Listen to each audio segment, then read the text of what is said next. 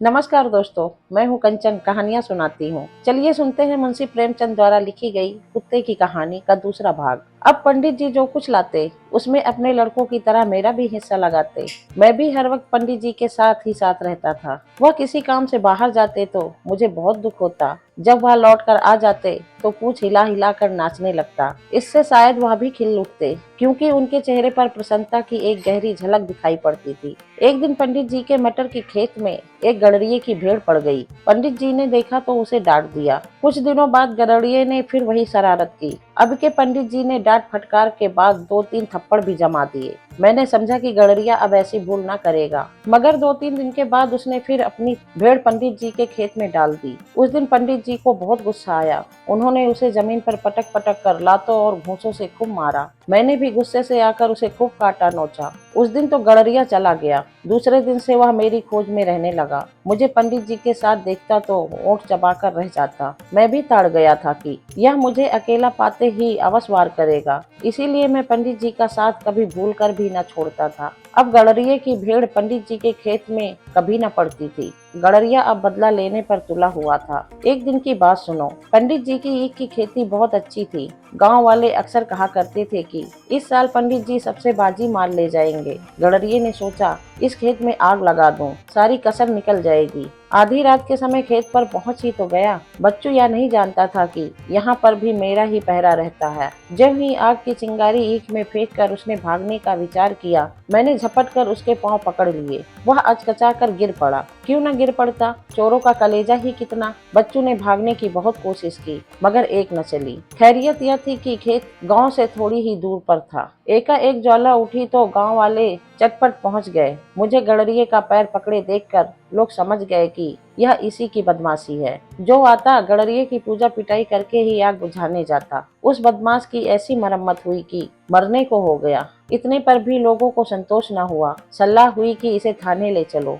मगर पंडित जी ने उसे यूं ही छोड़ दिया। लोगों से कहा, जब तक ईश्वर न बिगाड़ेगा आदमी कुछ नहीं कर सकता। मसला है जाको राखे साइया, मार सके न कोई। गांव वालों को पंडित जी के इस व्यवहार पर बड़ा आश्चर्य हुआ, क्योंकि ऐसी दशा में उसे पूरा दंड दिलाए बिना कोई भी न छोड़ता। मैं तो कहता हूँ कि यदि सब ईख जल गई होती और गड़रिया पकड़ लिया जाता तो पंडित जी जीता न छोड़ते। मगर यहाँ तो दयालुता का सिक्का जमाना था, क्यों न क्षमा कर जाते। उस दिन से पंडित जी मुझ पर और प्रेम करने लगे। सारे गांव पर मेरी धाक बंध गई। लेकिन वह नर पिशाच इसी फिक्र में रहता कि कब इसका अंत कर दूं। रात दिन मेरी खोज में रहता, मगर ईश्वर की दया से मेरा बाल भी बांका न कर सका। आखिर उसे एक तरकीब सूझ गई। वह जकिया को खूब खिलाने पिलाने लगा। पहले तो डफाली ने जकिया को अपने घर से प्राय निकाल ही दिया था। कभी कभी दूसरे कुत्तों की तरह उसे भी कौर दे देता था। बात यह थी कि एक दिन एक पुलिस का आदमी उस डफाली के दरवाजे पर रात को गश्त करने आया था।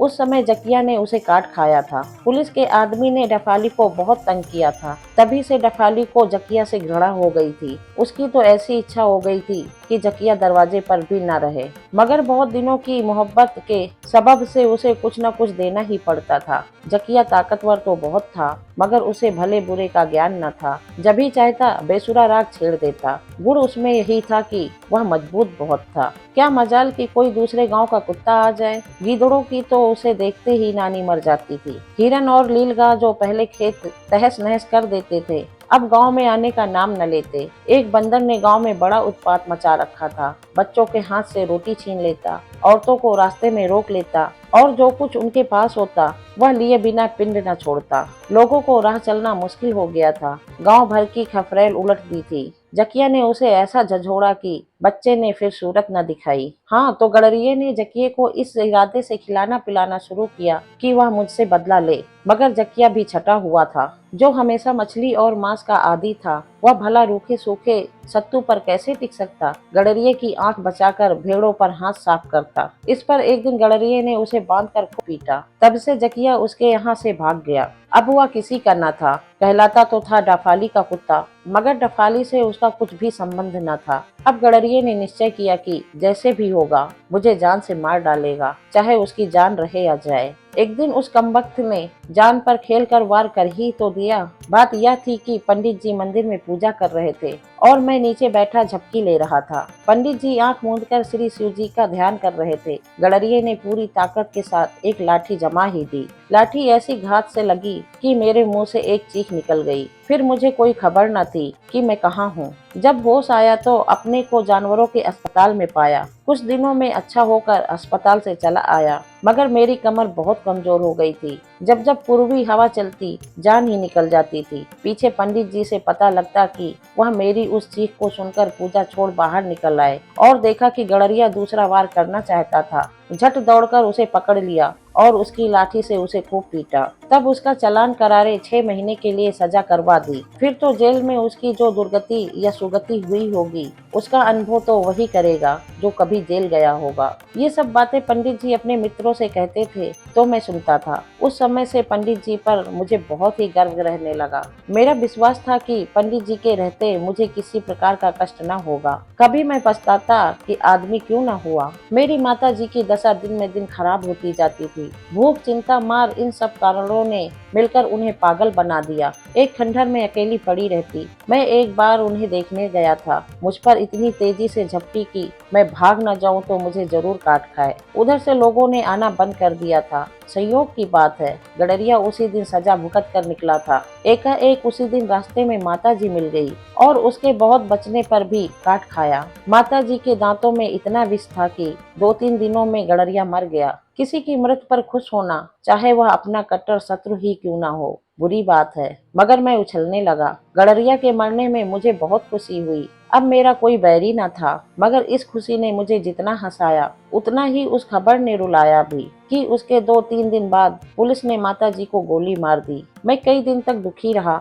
भला संसार में ऐसा कौन होगा जिसे माता के मरने पर मामूलिक शोक न हो। अब जकिया के सिवा कोई मेरा सगा न रह गया था। उस समय कभी कभी मैं सोचता, देखें हम दोनों का अंत कैसा होता है। यद्यप उस समय मैं खाने पीने में सुखी था और जकिया दुखी, मगर संतोष इतना ही था कि कहने को भाई तो है, कभी उसके भी दिन फिरेंगे। पहले उसने सुख भोगे, मैंने दुख झेले। अब मैं सुख भोग रहा हूँ और वह दुख। किसी के दिन बराबर नहीं जाते। जब कभी जकिया पंडित जी के दरवाजे पर आता तो मैं कभी चिढ़ता न था। वह तो डरता था कि कहीं यह बदला न ले, मगर मैं वहाँ से टल जाता कि वह निश्चय होकर खा ले। कभी कभी मुझे अधिक भोजन मिल जाता तो मैं मुंह में रखकर जकिया के पास पहुँचा देता। वह दिखावे में तो प्रसन्न रहता, मगर दिल में मुझसे बराबर जलता था। अंधेरी रात थी। पंडित जी के घर के सभी लोग कहीं रिश्तेदारी में गए थे। घर पर मैं और पंडित जी ही थे। पंडित जी तो खराटे की नींद ले रहे थे, मगर मुझे नींद कहाँ। बार बार घर का चक्कर लगाता रहता। चोरों ने समझा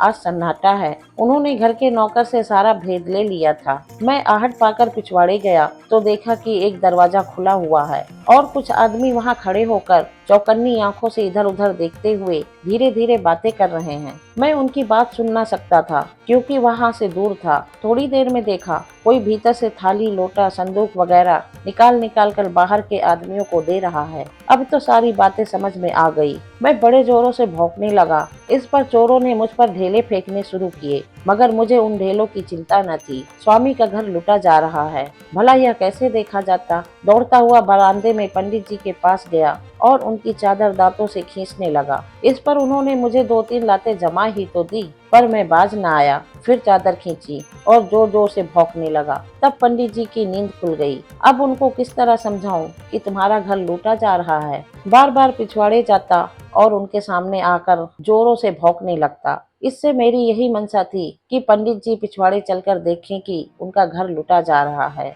और उसके बचाने का प्रयत्न करे। मेरी चुस्ती से चोरों की हिम्मत न पड़ती थी कि सामान लेकर भाग निकले। मैं रास्ता रोके हुए था। दूसरे सवेरा होने में थोड़ी कसर थी, इसीलिए सब माल असबाब उसी पसवाले गड्ढे में डुबोते जाते थे। उनकी मंशा शायद यही थी कि दूसरी रात में सब माल असबाब उठा ले जाएंगे। भला गड्ढे के अंदर कौन ढूंढने जाता है। मुझे बार बार गुस्सा आता था कि पंडित जी की बुद्धि पर आज पत्थर क्यों पड़ गए हैं। वह मेरे इशारे क्यों नहीं समझ रहे हैं। संतोष यही था कि माल अभी बाहर नहीं गया था। आखिर मुझे एक उपाय सूझ गई। पलंग के नीचे पंडित जी की लाठी पड़ी थी। उसे मैंने मुंह में उठा लिया और पिछवाड़े की तरफ बढ़ा। अब पंडित जी मेरा इशारा समझ गए। तुरंत लाठी लेकर पिछवाड़े पहुंचे तो देखा कि चोर सारा माल असबाब उठाए लिए जा रहे हैं। बुरी तरह घबरा उठे। उनके मुंह से केवल इतना निकला, चोर चोर। चोर का नाम सुनते ही पकड़ो पकड़ो, आप पहुंचे की आवाज चारों ओर से आने लगी। दम भर में गांव के सब लोग लाठियां ले लेकर इकट्ठे हो गए, मगर चोरों का पता नहीं था। अब यह फिक्र हुई कि चोर क्या क्या ले गए। पंडित जी के तो होश हवास ही ठिकाने न थे। होश आने पर पंडित जी ने घर के अंदर जाकर देखा तो सब कुछ गायब था। सिर पर बिजली सी गिर पड़ी। लोगों ने उन्हें संभाला और समझाने लगे, भैया इतना छोटा जी मत करो, रुपया पैसा हाथ का मैल है, इसके जाने की क्या चिंता। लेकिन पंडित जी बराबर हाय हाय करते जाते थे। मेरी और कोई ताकत भी न थी। मैं दौड़ दौड़ कर गड्ढे के पास जाता और जोरों से भौंकता, फिर आता और पंडित जी के पैरों पर मुख रखकर पूंछ हिलाता। पर पंडित जी पैर खींच लेते थे। पैर खींच लेना तो कोई बात न थी, वह गुस्से में आकर लाते भी जमा देते थे, मगर मैं अपना काम बराबर किए जाता था। तब तक कोई इशारे को न समझेगा। सभी तरह के लोग थे। कुछ लोग पंडित जी को तसल्ली दे रहे थे तो कुछ लोगों को हंसी उड़ाने की सूझ रही थी। कह रहे थे, इसी से कहा गया है कि अपनी कमाई में कुछ न कुछ दान अवश्य करना चाहिए। जो लोग सब कुछ अपने आप हजम करना चाहते हैं उनका यही हाल होता है। पटवारी ने सलाह दी, पंडित जी पुलिस को इत्तला कर दीजिए, शायद कुछ पता लग जाए। चौधरी बोले, अजी पुलिस का ढकोसला बहुत बुरा होता है, वो भी आकर कुछ न कुछ चूसते ही है। मैंने तो इतनी उम्र में सैकड़ों बार इत्तला की, मगर चोरी गई हुई चीज कभी नहीं मिली। पंडित जी ने दिल कड़ा कर उत्तर दिया, हाँ चौधरी तुम ठीक कहते हो, तकदीर से उठी हुई चीज फिर कहाँ मिलती है। उधर तो ये बातें हो रही थी, मगर मेरा काम जारी था। कुछ लोग मेरी हरकत देखकर कहने लगे, देखो पंडित जी के साथ साथ कुत्ता भी घबरा गया है। पंडित जी समझदार होने के कारण शांत हैं, मगर यह बेसमझ कुत्ता बौखला उठा है। ये बातें सुनकर मुझे उन पर हंसी आती थी। बेसमझ ये सब है कि मैं घंटों से इशारे कर रहा हूँ, पर किसी की समझ में बात नहीं आती। फिर भी अपने को समझदार कहते हैं, क्या कहूँ। कहीं मैं भी आदमी होता तो दिखा देता। एकाएक मुझे एक उपाय सूझ गया। मैं भीड़ को चीरता हुआ पानी में कूद पड़ा और एकदम नीचे घुसकर तह तक पहुंच गया। संयोग से एक कटोरी मुंह में आ गई। उसे लेकर बाहर निकला तो मेरी बात सबकी समझ में आ गई। फिर क्या था, कई आदमी पानी में कूद पड़े और थोड़ी देर में सब सामान मिल गया। पंडित जी इतने खुश हुए कि मुझे बार बार उठा उठा कर छाती से लगाने लगे। सब यही कहते थे, कुत्ते में ऐसी समझ बहुत कम देखने में आई है। जरूर यह पूर्व जन्म का कोई विद्वान रहा होगा, किसी पाप का प्रायश्चित करने के लिए इस योनि में आया है। एक महाशय बोले, पुराने जमाने में जानवर आदमी की तरह बातें करते थे और आदमियों की बातें समझ भी जाते थे। इस पर चौधरी बोले, बिल्कुल सच कहते हो भाई, रामायण में लिखा है एक कुत्ते ने श्री रामचंद्र जी से अपनी कहानी कही थी। एक दिन श्री रामचंद्र जी का दरबार लगा हुआ था। छोटे बड़े अमीर गरीब सब जी खोलकर अपना अपना हाल सुना रहे थे। इतने में एक कुत्ता भी आ पहुंचा और हाथ जोड़कर सामने खड़ा हो गया। श्री रामचंद्र जी ने पूछा, तू क्या कहना चाहता है। कुत्ते ने कहा, भगवान आज मेरे जीवन का अंतिम दिन है, इसीलिए उचित समझाता हूँ कि आपके सम्मुख आपकी प्रजा को अपने अनुभव की कुछ बातें समझा दूं, जिससे वो अपने अपने जीवन में बहुत सी बुराइयों से बच जाए। कुत्ते की यह ज्ञान से भरी बातें सुनकर सब लोग चकित हो गए।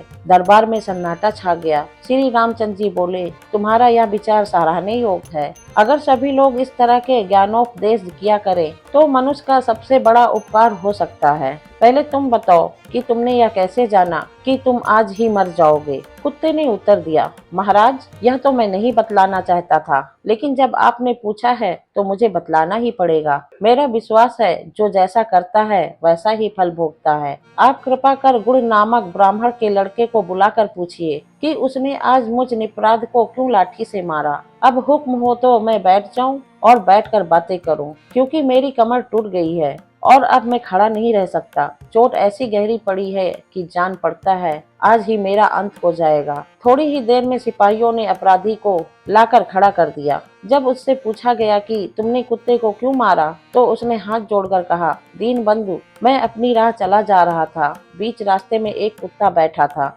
मैंने इसे हटने के लिए कई बार कहा, मगर यह हटा नहीं। इस पर मुझे गुस्सा आया और मैंने एक लाठी तान कर जमा दी। श्री रामचंद्र जी ने पूछा, अगर यह कुत्ता रास्ते में बैठा था तो तुम किनारे से क्यों नहीं निकल गए। भगवान मुझसे यह भूल हुई श्री रामचंद्र जी। और गुस्सा भी आया तो लाठी इतनी जोर से क्यों मारी कि इसकी कमर टूट गई। महाराज, मैं अपना अपराध स्वीकार करता हूँ। प्रभु जी जो दंड उचित समझे दें। श्री रामचंद्र जी ने कुत्ते से पूछा, तू इसे क्या दंड देना चाहता है। कुत्ते ने जवाब दिया, न्याय जो दंड दिलाए वह दिया जाए। श्री रामचंद्र जी, हम उसका फैसला तुम्हारे ऊपर छोड़ते हैं। कुत्ता, तो इसे एक हाथी पर बिठाकर घर भेज दिया जाए और नगर के राम मंदिर का महंत बना दिया जाए। यह सुनकर सब लोग अचंभे में आ गए। यह दंड है या पुरस्कार? श्री रामचंद्र भी यह रहस्य न समझ सके। पूछा, यह क्या बात है कि जिसने तुम्हारे साथ ऐसा व्यवहार किया उसे तुम यह पुरस्कार दे रहे हो? कुत्ता, भगवान इसे पुरस्कार ना समझिए,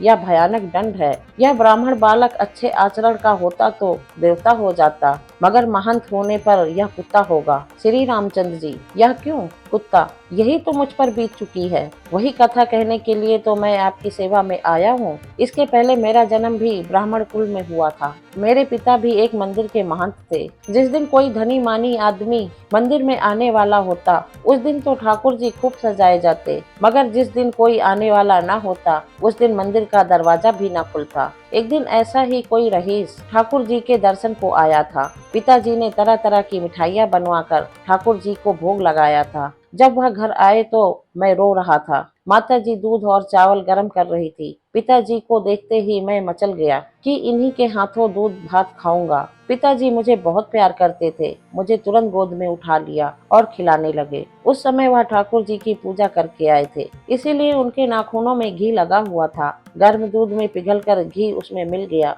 मुझे क्या मालूम था कि जरा सा घी मिल जाने के कारण मुझे इतना कठोर दंड मिलेगा। मैं वेद पढ़ा और पढ़ाया, यज्ञ कराए और बड़ी निष्ठा से अपने धर्म का पालन करता रहा। मगर जब यमराज के पास पहुंचा तो उन्होंने कहा कि एक तो यह पाखंडी महंत का लड़का है, दूसरे इसने उसका कमाया हुआ अन्न खाया है, तीसरे ठाकुर जी के चढ़ाए हुए घी को जूठा कर दिया, इसलिए इसे कुत्ते की योनि में भेजा जाए। मैं बहुत रोया मगर किसी ने मेरी ना सुनी। मैं वही कुत्ता हूँ, अतः आप लोग समझ सकते हैं कि मैं दंड दिया या पुरस्कार। इतना कहकर कुत्ता बेहोश हो गया और ऐसा गिरा कि फिर न उठा। सवेरा हो रहा था। सब लोगों ने अपने अपने घर की राह ली। कुत्ते की वह कथा सुनकर मुझे अपनी दशा पर बहुत दुख हुआ। एक समय वह था कि पशुओं के साथ भी न्याय किया जाता था। एक समय यह है कि पशुओं की जान का कोई मूल्य नहीं। इसके साथ ही यह संतोष भी हुआ, पशु होने पर भी मैं ऐसे धूर्त महंतों से तो अच्छा ही हूँ। पंडित जी उस दिन से मुझसे और भी स्नेह करने लगे। किसी से भेंट होती तो मेरी ही चर्चा करने लगते। यह कुत्ता नहीं, मेरे पूर्व जन्म का संतान है। दोस्तों, मैं कहानी यहीं पे समाप्त करती हूँ। इसके आगे की कहानी सुनाऊंगी अगले भाग में। वीडियो को लाइक करना, दोस्तों के साथ शेयर करना, चैनल सब्सक्राइब करना मत भूलना।